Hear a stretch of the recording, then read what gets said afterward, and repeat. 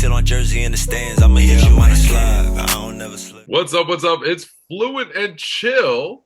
I'm Fluent. He's Chill. What's going on, Jay? How you doing, man? Hey, man. Tone, you look like you got a little bit of sun, man. You been somewhere? What's going on? Oh, come on now. You know about that Florida life. That's what it looked like, yo. You got a little bit of sun going on there. You got your Greek tan going on. I like it, yo. I know why you'll never leave. I love that place. I mean, everywhere I went to, I was just like, I love it here. It's beautiful.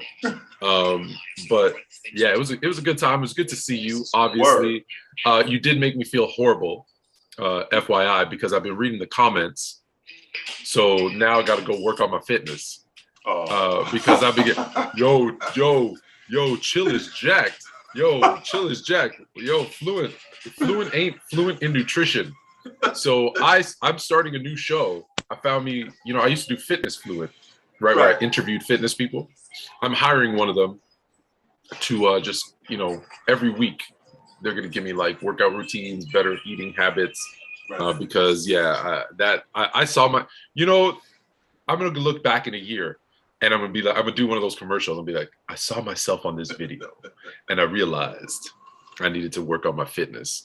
But I got to tell you too, I don't say it's some bad news too when I got home, and I don't mean to start the show on a downer. It's our first one live on Player's Choice, and I'm going to start with bad news. But I got home, and I didn't tell you this. The last day that I saw you, so I think on the Tuesday, on the Thursday, I got a call from my mom, and she said, "Hey, I slipped and I fell."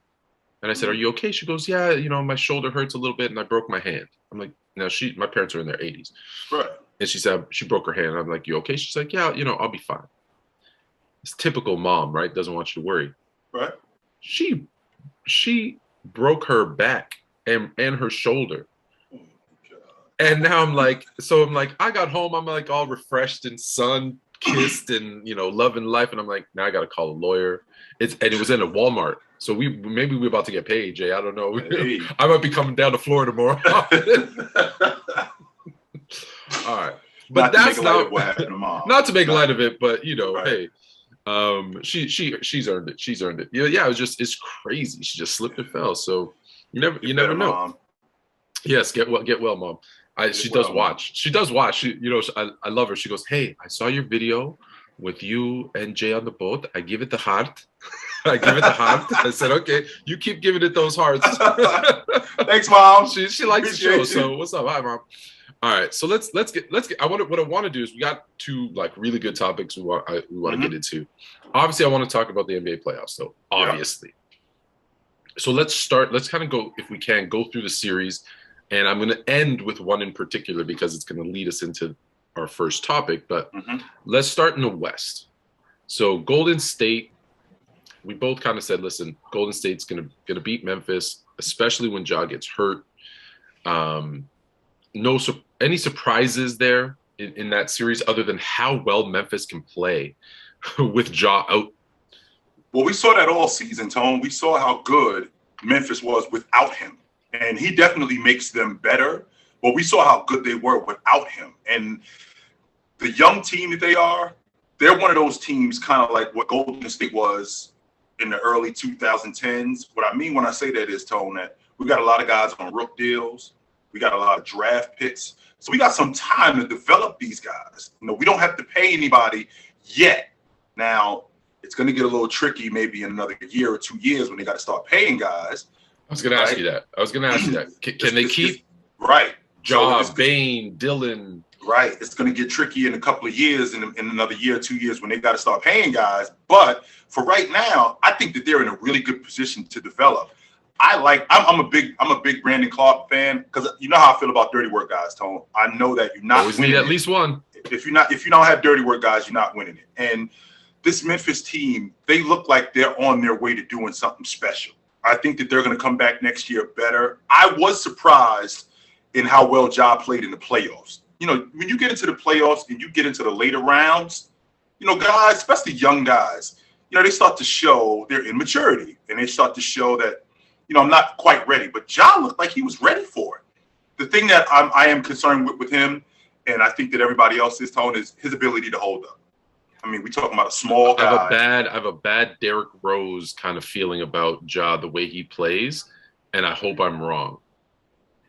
I won't go as far as Derrick Rose because I don't see it that bad. But what I do see is I see a guy who I don't think.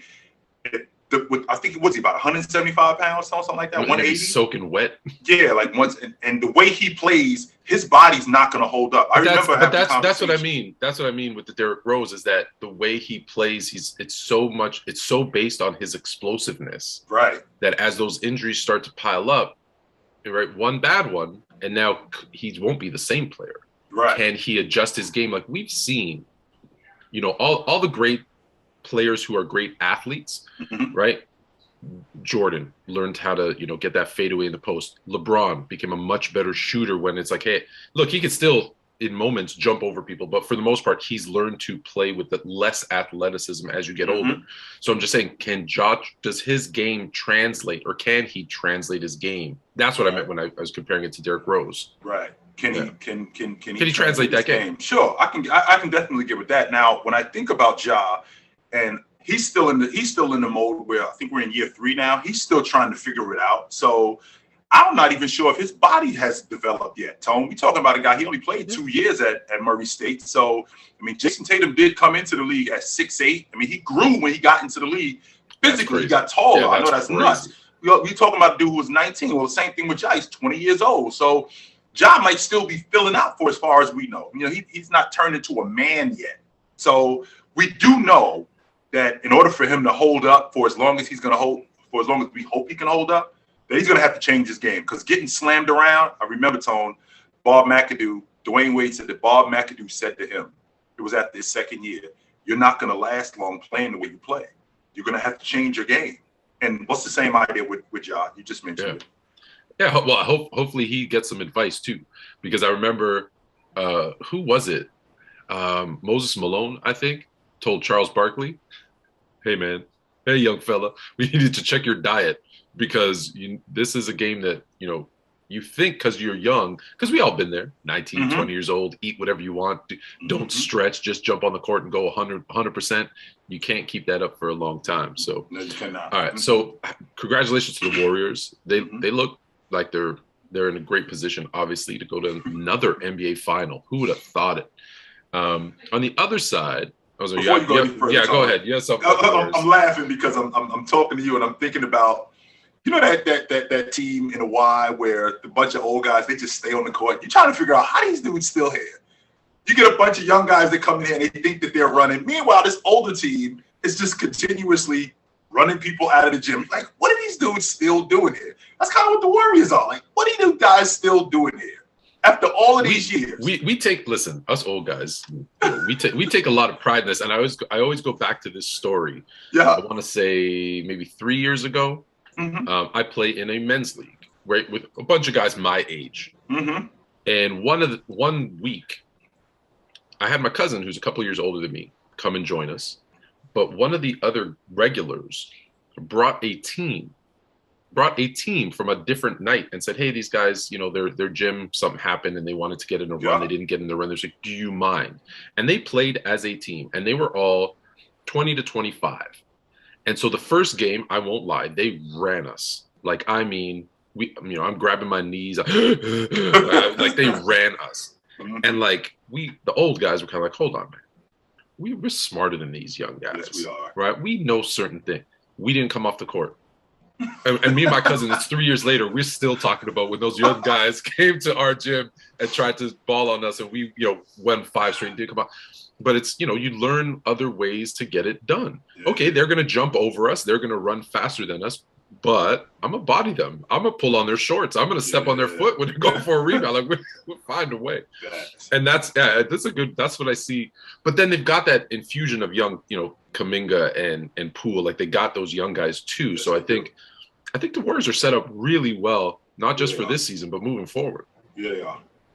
The other side's a little bit different. We had the number 1 seed. We all thought Phoenix was just the cream of the crop. Dallas, you and I talked about their roster not being good enough to support Luka, and that Suns got this. Not only do they not got this, or get this. That last game was embarrassing. Tom, why are you stopping at the last game? Did Dallas not blow them out in game 6 too? The last game was the most embarrassing. Right. So it wasn't like they got blown out in game 7. They got blown out in game 6 too, destroyed. So we're talking about a team in Phoenix who I got tricked, Tone. Yes, I did. I got tricked by Chris Paul. And I'm embarrassed to admit it. Yes, I did. I got tricked by Chris Paul in Oklahoma City. I got tricked by Chris Paul last year in Phoenix. And I forgot about Chris Paul with the Clippers. I forgot about that guy who's susceptible to having playoff mishaps. More than once, more than twice, more than 3 times. I forgot about that guy because I got sucked into the Oklahoma City going to the playoffs, Chris Paul. Like, what are you kidding me? They're going to the playoffs? Absolutely not. Or last year with him taking Phoenix to the finals. I'm thinking to myself, this is a different Chris Paul. Wow, he's really good. When in reality, the other Chris Paul is going to show up. You just give him a minute. He's absolutely going to show up. And he did. There was no reason for you or myself, Tone, to believe that the Dallas Mavericks, not only did they have a shot in this series, I had them out in round 1. Why? Because they were a middle-of-the-road team all season. They were in that 4, 5, 6. In fact, right, maybe a month before the playoffs, they were 5, 6. And then they started to come on. So they were a middle-of-the-road playoff team. So there was no reason for us to think that this team was a legit contender. They had one elite player and a bunch of okay guys. Kind of like what happened in 2011. Only except in 2011, they were rolling all season, right? And in the process of them rolling all season, they get into the playoffs and they get even hotter. But I think what we're taking for granted here, Tone, is Jason Kidd is doing a really good job with this team coaching. I think he's doing a fantastic job. I agree with you 100%, but I want to pause right there for a second because I want to say 2 things. One, to the people who are watching live, thank you. I promise we're going to get the chat up if you can. Try chatting now if you can, but we want to hear from you. That's why we're going live and doing this and hit the like button and all that kind of stuff, and we appreciate you. But 2, you brought up 2011. I'm not going to let you get off that so scot-free. Are you suggesting this Mavericks team might be Mavericks 2.0 and they go into the finals? I'm getting that vibe, Tone. I really am. I'm getting that vibe. I can't say that they're going to the finals, but I'm getting that vibe. After what I saw in game 6, in game 7 against Phoenix, my wheels start turning and I'm watching this team and I'm thinking to myself, can they win it? Can these guys win it? Because I'm looking at this Golden State team, which I'm having a very difficult time picking against them with the vets. Not only picking against them with the vets, I'm trying to think about a young team that's won it. I mean, I watched Miami mop the floor with Oklahoma City when they had those kids. So I'm thinking about a young team that has won it.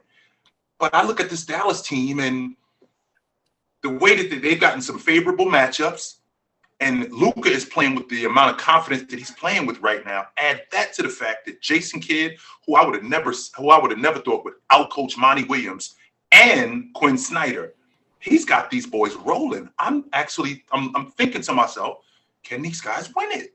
Not can they get there? Can they win it? Because that's what they look like right now, Tony. They look like a championship team. I told you this yesterday. I'm going to say it now live. I am JD. Facts, he says. So, yes, your chat is working, so keep them rolling in. I got the Mavericks in the final. Tony, I got the Mavericks upsetting the Warriors. I got the Mavericks upsetting the Warriors. Say it, Tone. Say it right now. And let me ask you this question, and then we're going to get to the East. So I'm just going to throw out maybe 4 names. Luka, Jokic, Giannis, Embiid.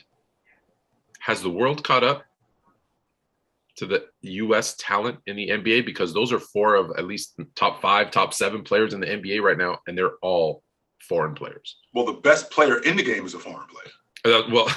So, I mean, you can stop the conversation right there. The best player in the NBA is a foreign player. So the three guys in the MVP race were Giannis, Jokic, and Embiid. All so foreign players, and then throw in Luka, who probably, based on his playoff performance, should be in there. So you got a Greek guy, you got a Slovenian. Yes. So you got a Greek guy, you got a Slovenian guy, and you got an African guy. So none of these guys are American, not yet anyway.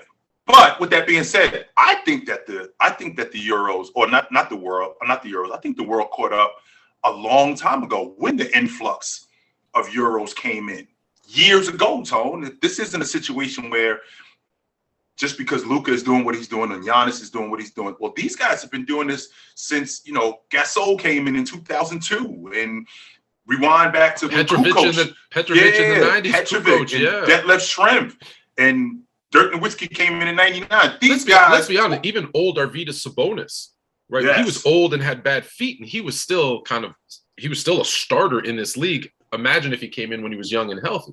Well, we weren't really ready at that time because it was still an American game, but that was a prelude to what was actually to come. So when you said it to me yourself, Tone, Kevin, if Kevin Durant, if there's no Dirk Nowitzki, there's no Kevin Durant.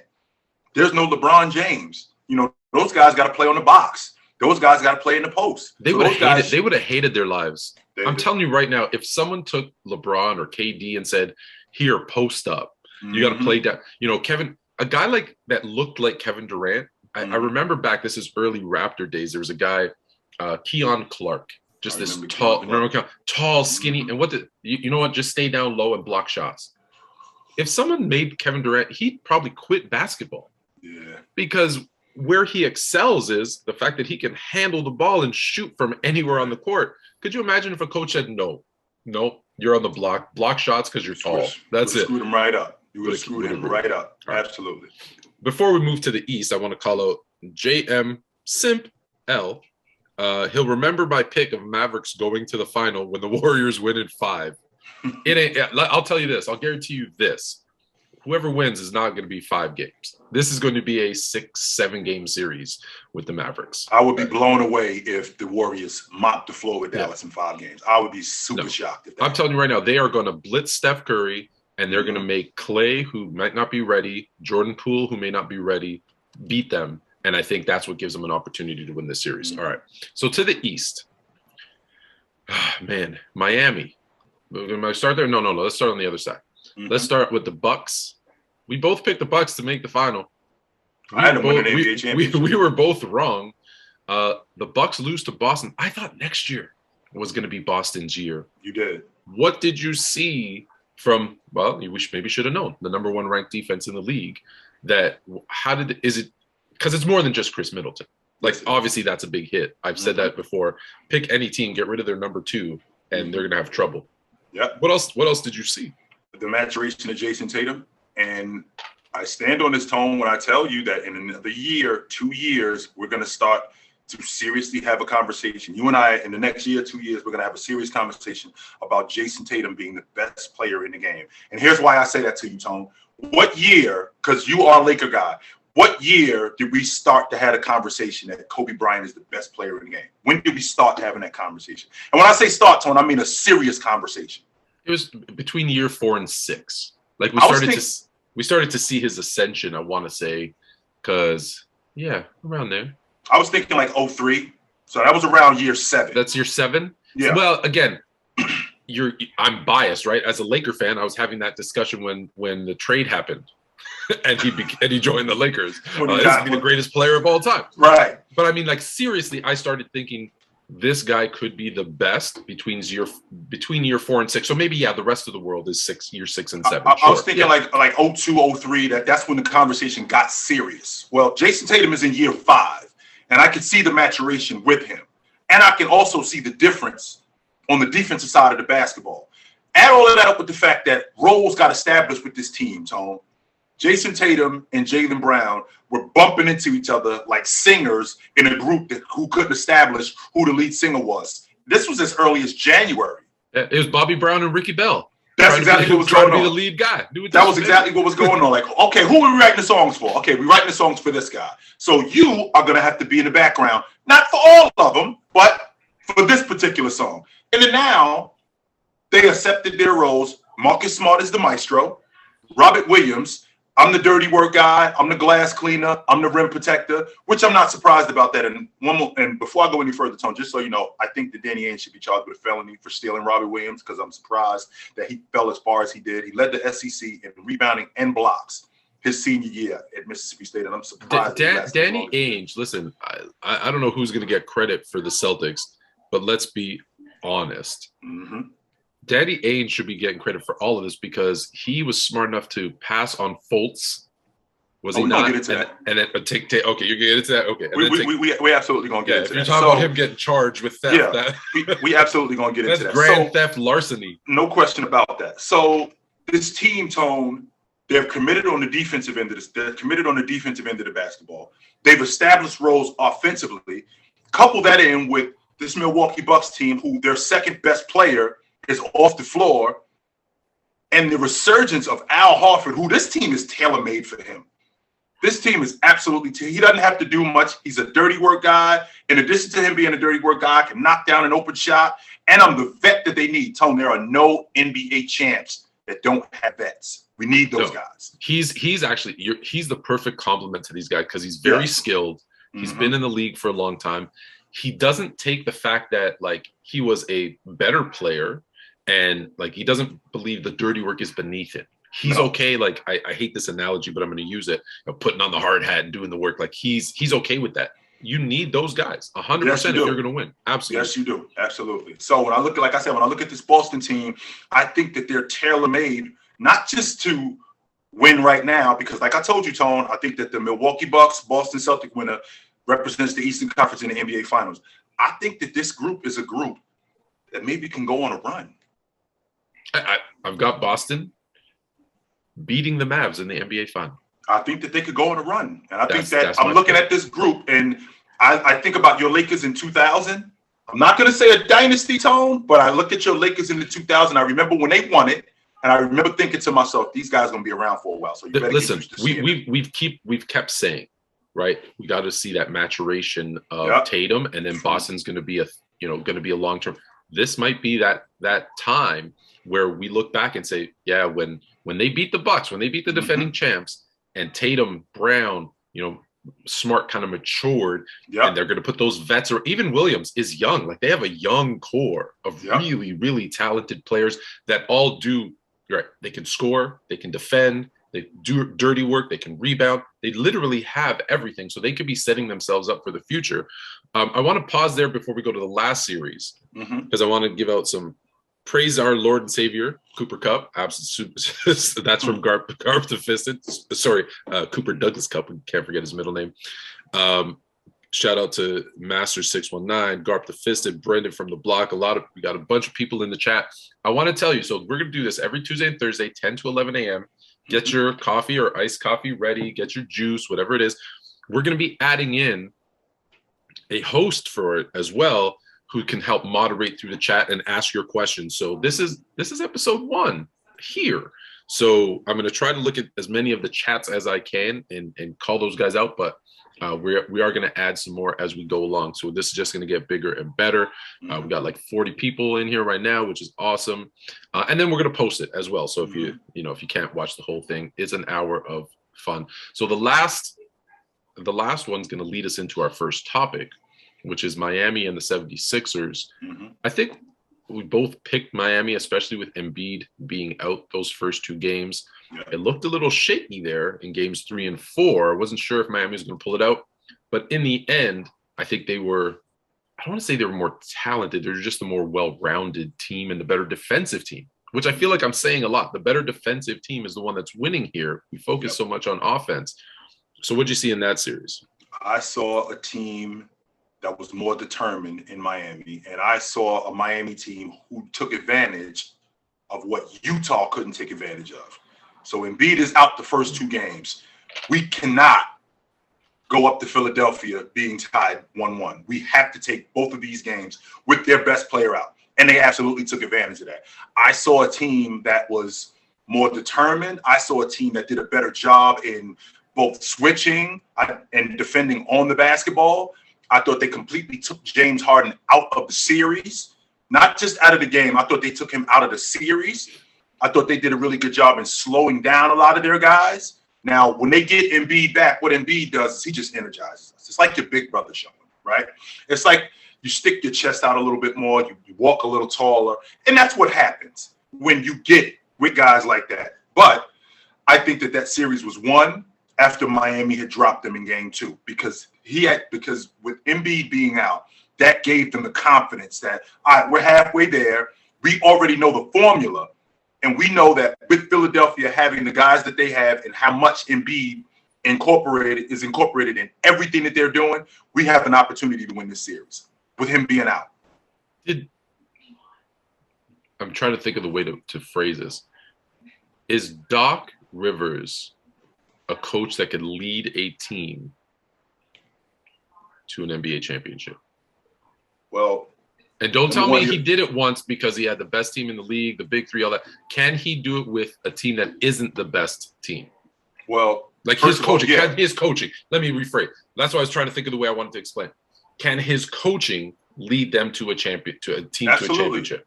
Well, first of all, Tone, that team in Boston, there's no guarantee that that's going to work. That could have went terribly wrong with those 3 guys. Number one, they had never played together. Add that to the fact that we still have guys in their careers. Kevin Garnett was 32 years old. Paul Pierce I don't think he was 30 years old yet. So we talking about, and Ray Allen was on the other side of Ray Allen, but we talking about a group who had never been together. And with these guys never being together and never playing together, we have a guy in Doc Rivers who has to put that thing together. And he did a great job at that. And remember, Tone, if Kevin Garnett doesn't get hurt in the 08-09 season, I think the Celtics in finals 3 straight years.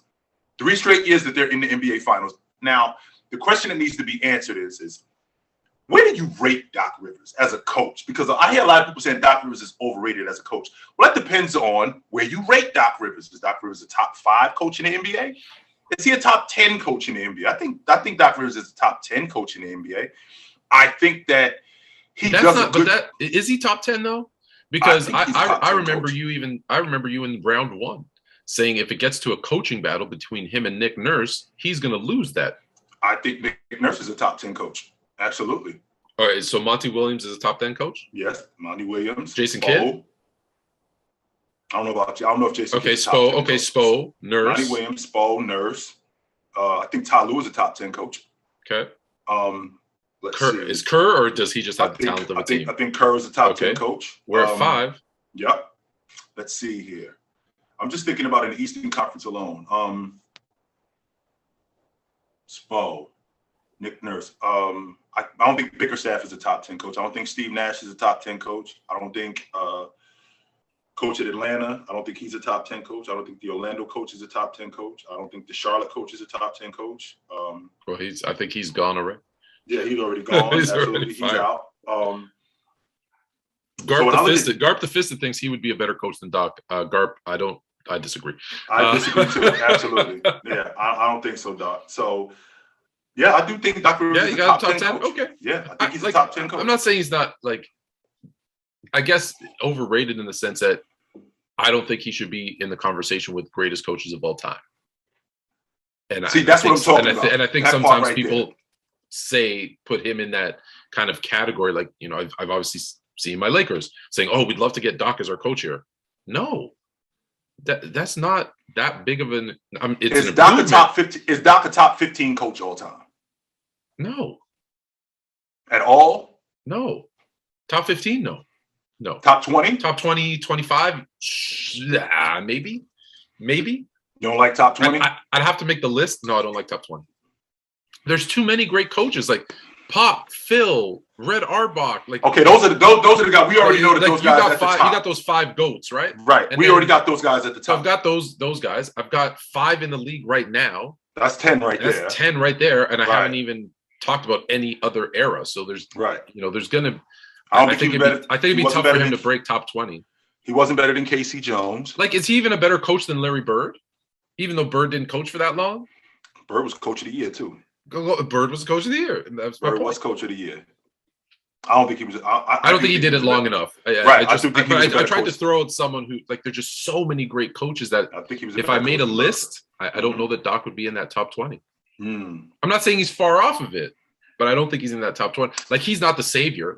Again, I use the Lakers. He's not going to go and save the Lakers. They're not one coach away from being, a championship team.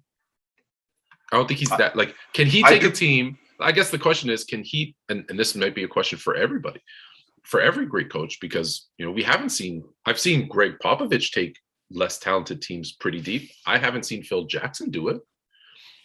I didn't see Red Auerbach win a lot of games. There were 24 games before Bird got there. They won, right? So can he go to a team? Could he take Dallas? If he was coaching Dallas, are they going to the NBA final? Are they in the Western Conference Championship? See, that's the problem that I'm having right there. It's tough to call, sure, but oh man, because I'm trying to have we can't have a discussion about a coach being the difference in us winning and losing. If we have to have that discussion about you being the difference between us winning and losing, or you getting out coached, that's a problem. That's a huge problem. When it's not about Luka got outplayed, or we got out rebounded, or we got dominated on the offensive glass. We're talking about you got out X and O. Then we shouldn't be having and that's my point. As high as you hold Nick Nurse in your esteem for Nick Nurse, he's a fourth year coach, and we were worried that if Doc tries to outcoach him, the 76ers lose that series. I really felt like that. That's a fourth year coach. So what does that say more about Nick, or does it say more about Doc? For me, it says about both of them. I think it says more about Nick and less about Doc. That's about Doc. Okay. All right. So I want to stick with Philadelphia here, because this is actually really topic one, which is perfect. We're halfway into our hour. We're going till 11 o'clock Eastern time. Good morning to the West Coast. It's 7:30. Appreciate you joining us early in the morning. The process failed. Did it though, Tom? Yeah, sure did. It absolutely did. The Philadelphia 76ers tanked. They tanked to get high draft picks. Yep. They tanked to build a team that would win an NBA championship. And what they got out of it was a phenomenal center in Joel Embiid, who's got question marks when it comes to his health, his production, his ability to take over games in the playoffs. We've seen teams, I hate bringing up the Raptors again, but we've seen teams like the Raptors who are much less shut him down. Like they had him in games in previous years in the playoffs where he scored 0 points. You can't have a game. That's the best thing that came out of. That's the best thing that came out of the 76ers tanking is Joel Embiid, which is great. Don't get me wrong. He's an MVP candidate statistically. He's one of the great, best centers in the league. Absolutely. Why do you say statistically, Tone? Because that sounds like a but. Okay, where's the but coming? I say statistically because if you're picking a center right now to lead your team to an NBA championship, is Joel Embiid the first name out of your mouth? Yep. He is? And over Cat. Yes, he is. Yes, he is. I think he's the best 5 man in the game. Yes, he is. In the playoffs? Not in this playoffs right now, but I think he's the best 5 man in the game. I do. Okay. What playoffs did he take over? What playoffs did any 5 man in this era take over? No. Don't answer a question with the question. No. When did he do? Right? Is it okay? How about this? If he took over that Toronto series, he did do that. If you're picking a player, any position to lead your team to the NBA playoffs, is he the first 3 names out of your mouth? No, he is not. So if you're the first 3, if you're tanking, for how many years did Philadelphia tank? I think 3. You're tanking to win a championship. 2 years. Look, this isn't about just Embiid. So let me go back because I've made it. What I'm saying is the best thing that came out of it is Embiid. So I don't mean to be knocking Embiid, but Simmons was a failure. Didn't they draft Fultz, I believe? That was Philadelphia as well. That was a failure. They chose Tobias Harris over Jimmy Butler. So my point is you tanked, you had your city believe that what you're doing will bring you an NBA championship. And to this point, that process has failed because you haven't sniffed the NBA finals, let alone won a championship. Right. You have not sniffed it. Now, is it better to get to the finals and get served or? Yes. Because if you're going to say not get to the finals, then yes.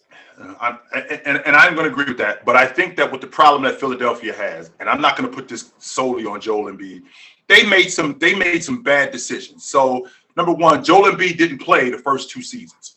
All right. Okay. So we take Jahlil Okafor and we pass on Devin Booker. Okay. Yeah, Fail. we pass on Devin Booker. Okay. And what that part that you and I were talking about a couple of minutes ago when we talked about Danny Ainge being charged with a felony, because what Danny Ainge did was he fleeced Philadelphia. Why? Because he's hyping up Markelle Fultz. Meanwhile, Jason Tatum is his guy right from the door. Oh yeah. There's no question in my mind now. 100%. There's no question about it. Jason Tatum is his guy, but he's telling Philadelphia that he loves Markelle Fultz. And why is he telling them that he loves Markelle Fultz? Because I want to get the attention of Jason Tatum, because that's my guy. So Philadelphia passes on Jason Tatum, which I think really stung. Well, don't they trade? Don't they trade the first and third pick, right? Yes, yeah. Right. And they trade the first. I'm going to trade because I'm gonna go down to number 3. Excuse me, I'm going to go down to number 3, and I really like Markelle Fultz. You really like Markelle Fultz? Danny Ainge is one of the better basketball minds in the game. You really like him? Well, I better take him. I really don't like him. And he got that from Red Auerbach. He absolutely got that. 100%. He got that from Red Auerbach. But with that being said, so they pass on Jason Tatum.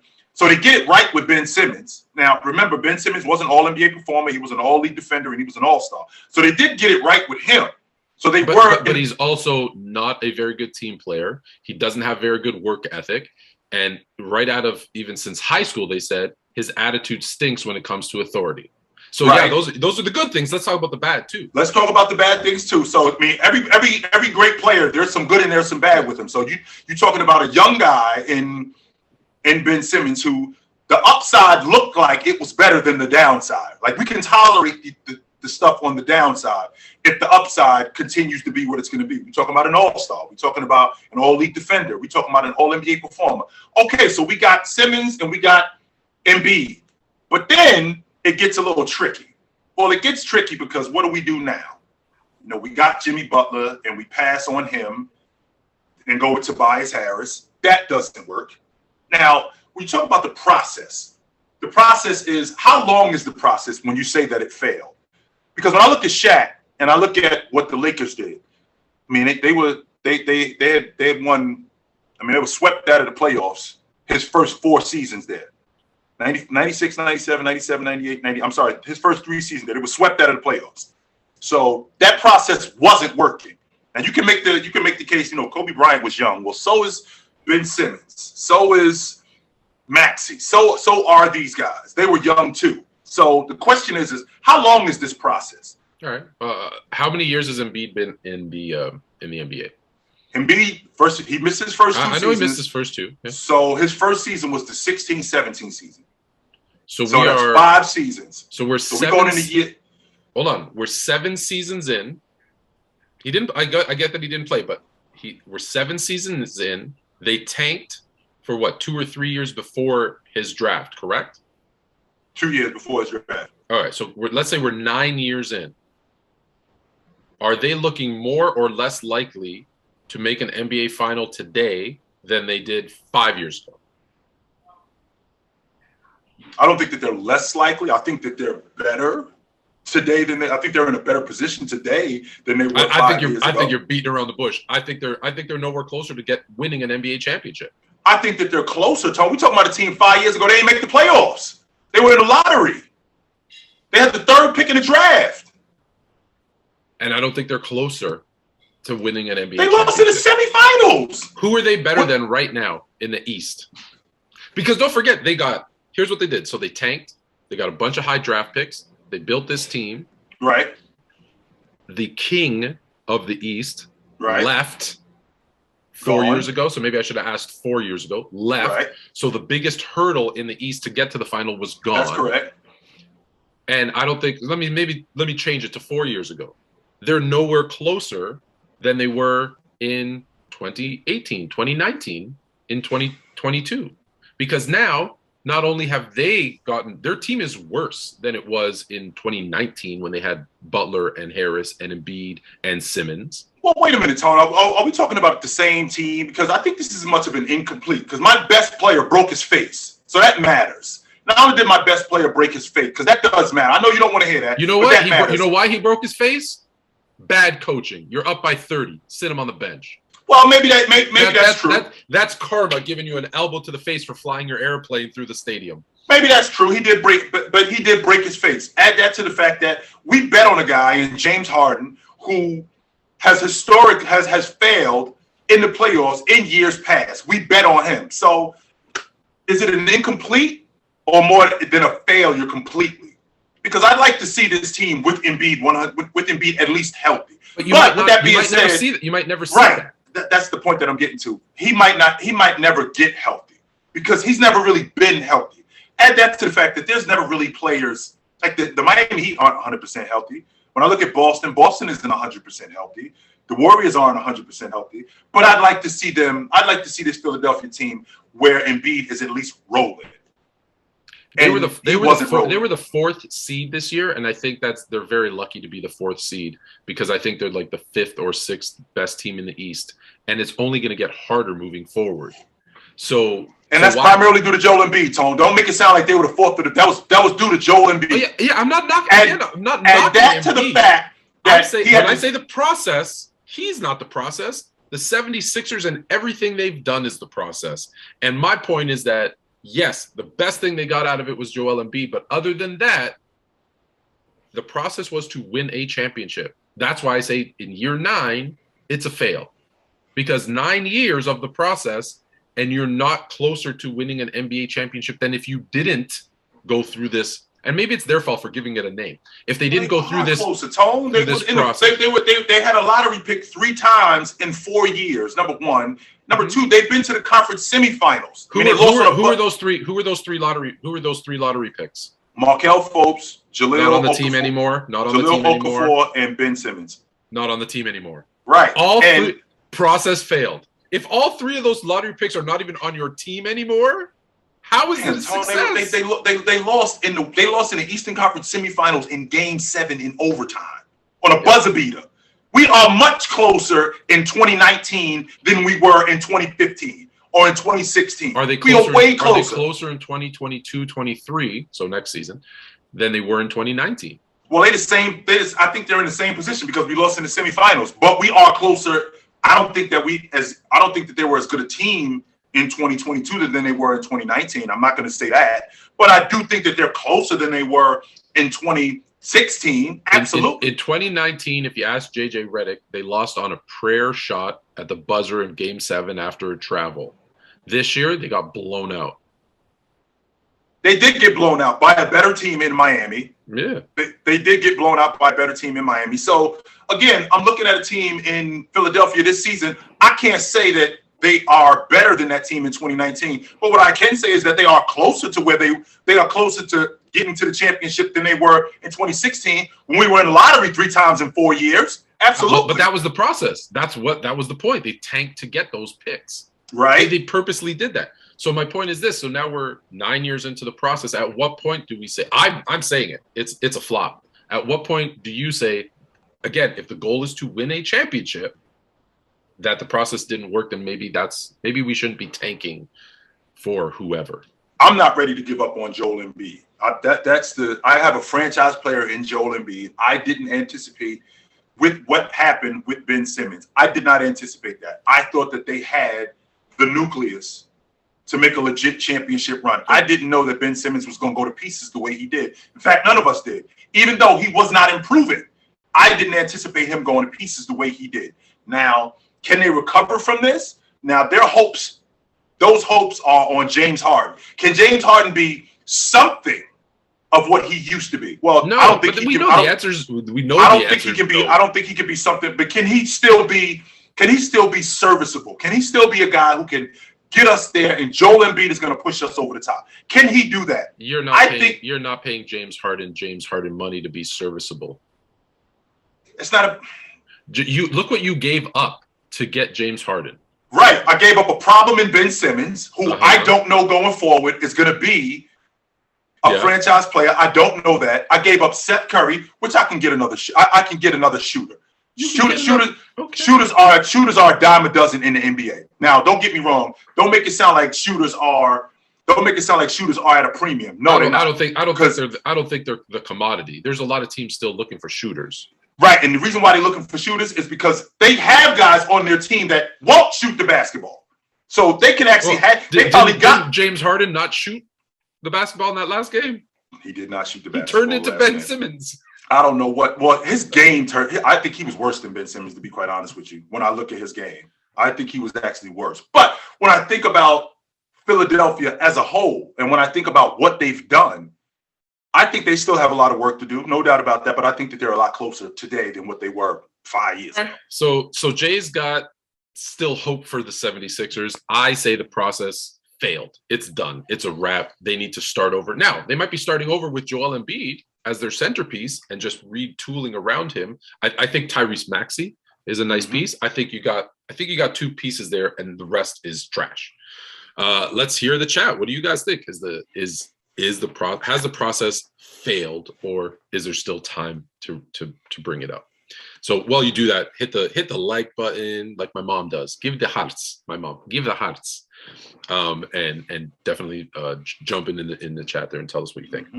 All right, we're gonna shift from the NBA, or should we make? Well, did you make your pick? I got Boston and the Mavs. Did you make your pick for the final? Yeah, I got the Warriors and the Celtics. Got the Warriors and the Celtics. Okay, so we both got the Celtics. We're split in the West. The process has failed. Thank you, Dream Hoops. I agree with anyone in the chat that agrees with me. I'm only going to call them out.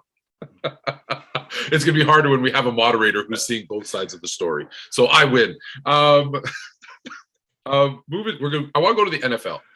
And the reason I want to go, we got about 12 minutes left. I want to go to the NFL. And I want to talk about, for a long time, we've started to call the NFC East.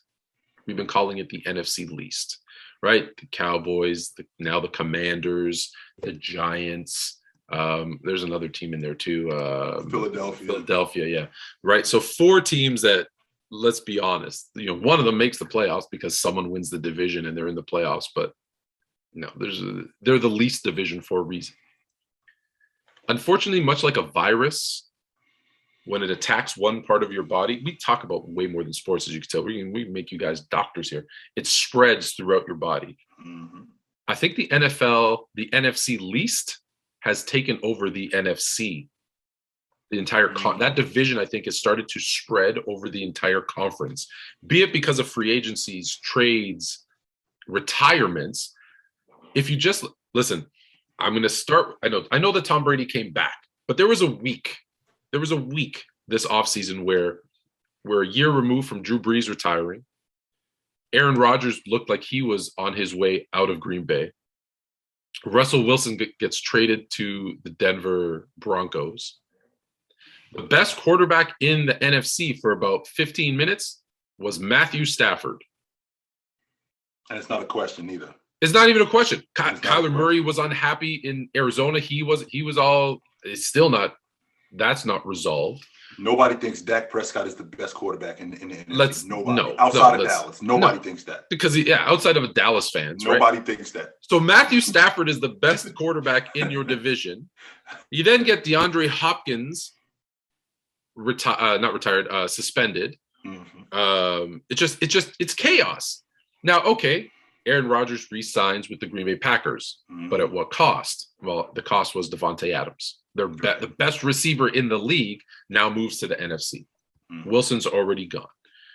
Brady looks at the landscape and says, "Oh, I could be at home miserable with my family, or maybe take another run because the NFC looks weak." Let's be honest. He saw that and went, I don't have to worry about the Saints. I don't have to worry about the Panthers. I don't have to worry about the Falcons. I got this division. I've got the NFC South. I've got it on lock. I don't have to worry about the NFC East or least because I just don't. The NFC North, with all due respect to my Bears, they're not an issue. The Vikings aren't an issue. The Lions are never an issue. Aaron Rodgers, well, we already know what he does in the playoffs, and he lost his best receiver.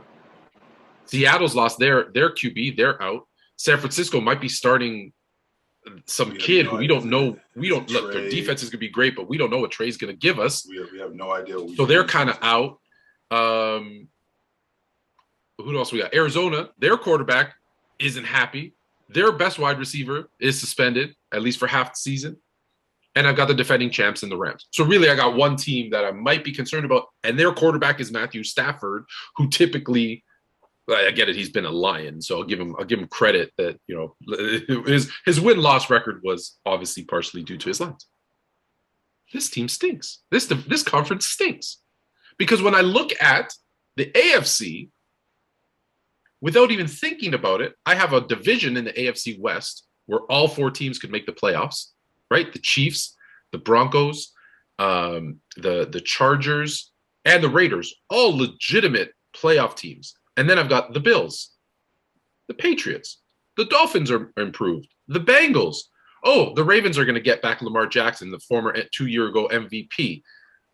Cleveland is going to get Deshaun Watson at some point, and they're already skill position-wise, they're stacked, good defense. All they needed was a quarterback. Mm-hmm. You got like 12 teams in the AFC that have a legit shot at the playoffs, and probably half of those, 6 or 7, legit shot at the Super Bowl. If I'm comparing NFC, AFC, it's not even close. Well, when I look at the NFC South, what it reminds me of is when James left the East and how the door to the NBA Finals flew open in the Eastern Conference. But imagine James coming right back to Cleveland going, no, I'm not going to the Lakers, I'm going back to Cleveland. And then the door closes again. So that's kind of similar to what Brady did in Tampa, where right. He retires and the door in the NFC South flies wide open. Carolina can win it. Tampa, New Orleans, right? Drew Brees was hinting at coming back. Drew Brees was talking about coming back. He's still talking about coming back because he sees it too. Right. He sees it too. The NFC in the NFC South with New Orleans, with Carolina, with Tampa and Atlanta. So the door flew open because now any one of us could win this division. But then Tom Brady goes, I'm coming back. Okay, door closed. It was open a minute ago, so now it's closed. Now you talk about the AFC West. Well, when I think about Matt Stafford being the best quarterback in the NFC, I think you got 4 of the top 10 quarterbacks in one division. Yeah, you do. In one division, yes, you got 4 of the top 10 quarterbacks. I can make an argument that Derek Carr's the top 10. Derek Carr is that borderline, but you can make an argument. I can make an argument that Derek Carr is a top 10 quarterback. But Russell, Mahomes, and Herbert, 100%. Absolutely, those are absolute top 10 quarterbacks. Now, when I think about the rest of the NFC East, we got so many questions about Daniel Jones. So many questions about Daniel Jones. I don't know what he's going to be. I don't know what kind of offensive line that they're going to give him. I don't know what his receiving core is going to look like. Is Barkley going to hold up? And by the way, this is his 3rd coach in 4 years. So they've completely gone haywire with him. And EB management said, we've done everything that we can to screw this guy up, which they have.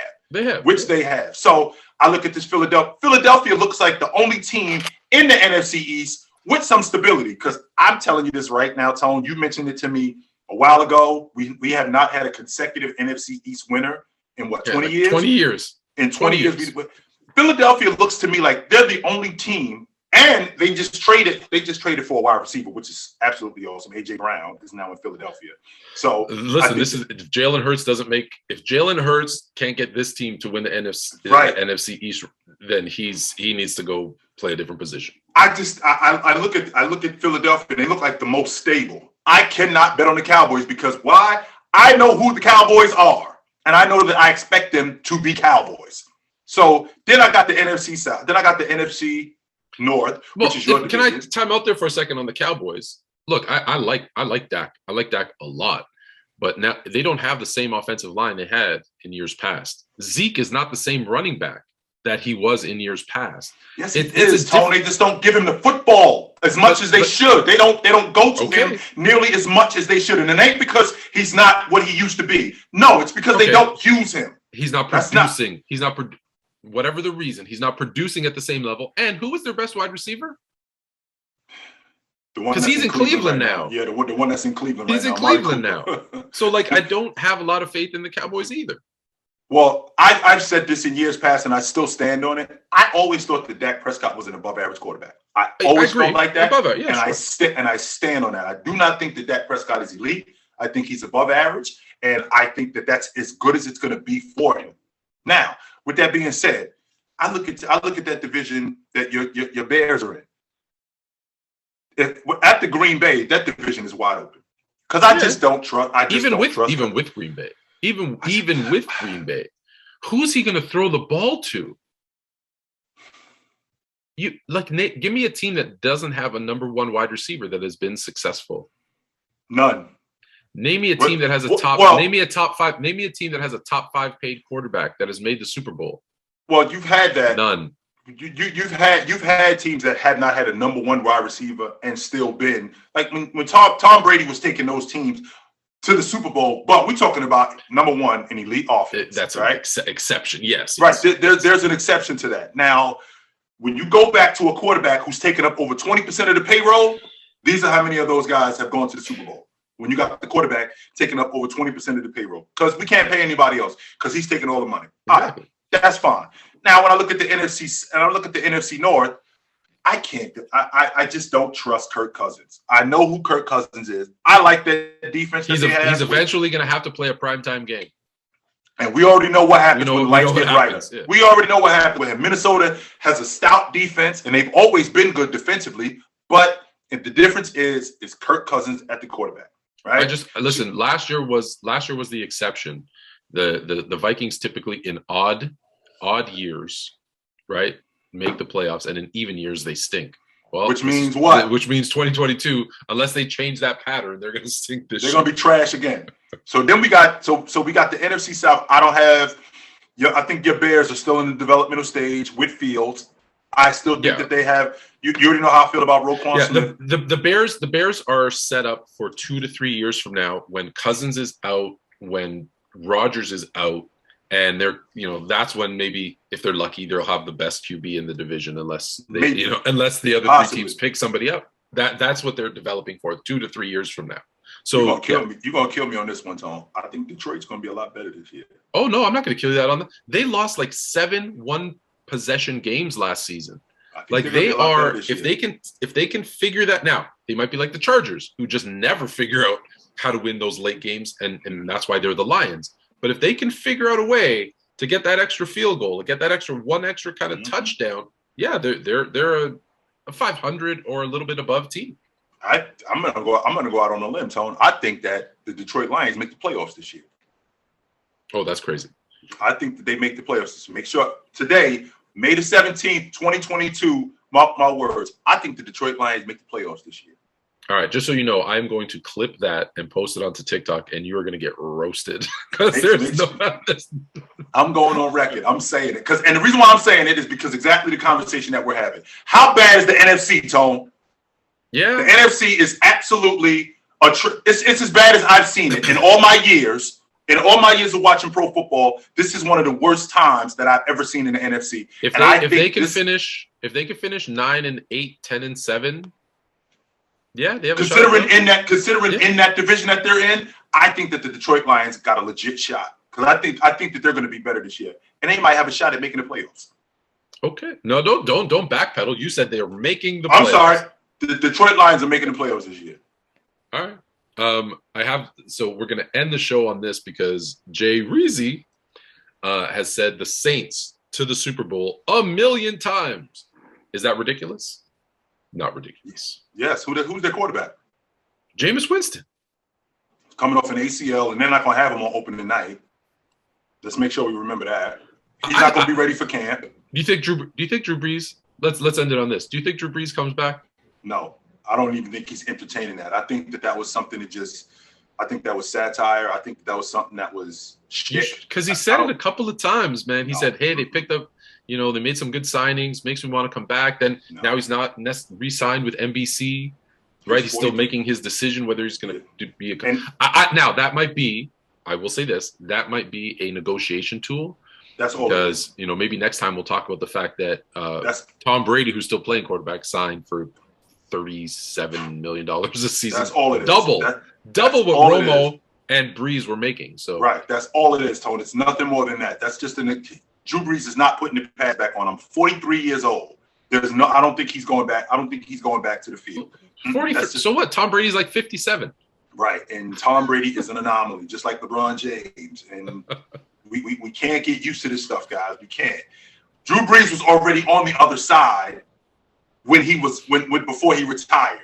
He was way on the other side. So now we're talking about a guy who's been removed from football for a whole year. So now he's gonna come back. Remember, Brett Favre came back in his 40s. How was Brett Favre when he came back? on that note, Yeah. we're going to be here every Tuesday and Thursday, 10 to 11 a.m. Wake up with Fluent and Chill. There were so many comments. I hope the likes got up. I don't even know how to check. But we will be adding a moderator to go through your chats and help give us more of your feedback. But I appreciate everyone in the chat chiming in. One person wanted to remind you, Jared Goff is still the quarterback of the Lions. So your pick. Who took the Rams to the Super Bowl? Remember that. Don't forget that part. His He did defense take the Rams to took the him Super Bowl. His defense took him to the Super Bowl. Mhm. So we're going to be every Tuesday, Thursday, 10 to 11. Wake up with Fluent and Chill. Is there anything else that I missed? I feel like I missed something. Oh, yes. Thursday's episode. We're starting a one-on-one tournament.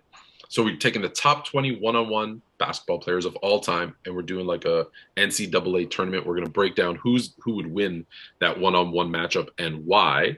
Me and Tony getting into LeBron James and Jordan. And because we've been asked so many times, I hate this debate, but we're going to do a Jordan LeBron. We're just going to end it for once and for all. Obviously, I'm going to be Team Jordan. Chill's going to be Team James.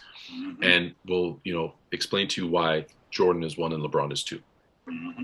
But until next time. Take it light, but take it.